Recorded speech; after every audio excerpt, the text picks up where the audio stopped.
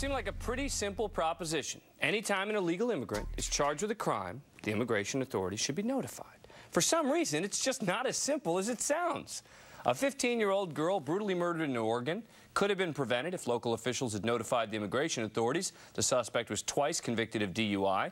And new outrage tonight in the triple murder of 3 promising students in Newark, New Jersey, as that city's mayor says he will not change his position on informing immigration authorities about illegals charged with crimes, even though an illegal immigrant and accused child rapist was allowed back on the street to allegedly execute the students by forcing them to kneel at a wall before shooting them in the head. Mayor Booker said, quote, "Local law enforcement officials should not be going out asking, inquiring, and investigating as to whether people are documented or undocumented immigrants. That's going to create a chill in which often the most marginalized and vulnerable citizens in my city do not feel comfortable engaging with police."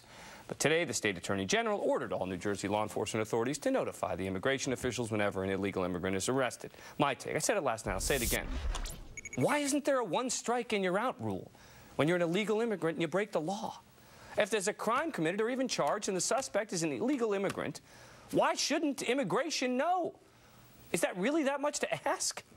Here now, Florida prosecutor Pam Bondi and former New York prosecutor David Schwartz. David, is it that much to ask? It is a lot to ask, Dan, and I'll tell you why. Because it does create a chilling effect. In these neighborhoods, in Newark, and neighborhoods in Brooklyn where I practice law, there is a distrust of the police. And you want illegal immigrants, sometimes they're on the front lines, to come forward and cooperate with the police on criminal investigations involving dangerous gangs and whatnot. So there is a chilling effect. I agree with the mayor. Well, Pam, I would assume that another way to make them feel more comfortable coming to the police was just to make all illegal immigrants legal. I mean, there's a lot of things we could do to coddle people. And Dan, let me tell you, we do it. When you have victims and witnesses of crimes, they basically get a free visa. We make it clear to our migrant community that because they're easily victimized because people know they're illegal immigrants. Those people are not deported. It's the criminals.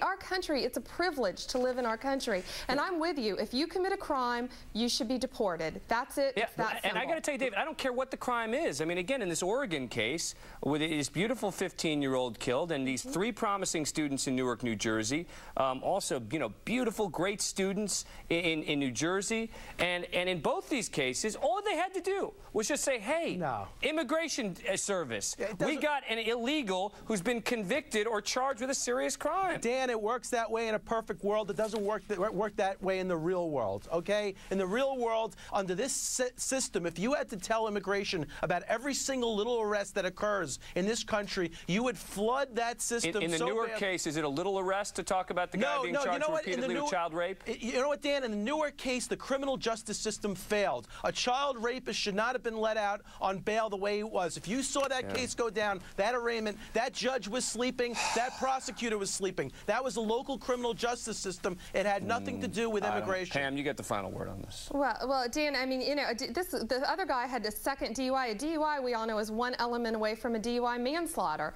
And those are very serious crimes. So I agree with you. I think if you commit a crime in our country, you should be deported. You serve your time, and then you're deported. Yeah, it doesn't matter to me what type of crime. I mean, the notion that we have to protect illegal immigrants so that they can do anything, X, Y, and Z, just seems to me to be ridiculous when you're talking about someone charged with a crime. Yes. Again, that's the specific point. All right. Pam Bondi, David Schwartz, I apologize for cutting this one short. We went long in an interview earlier. Thanks for coming on the program. Thank you.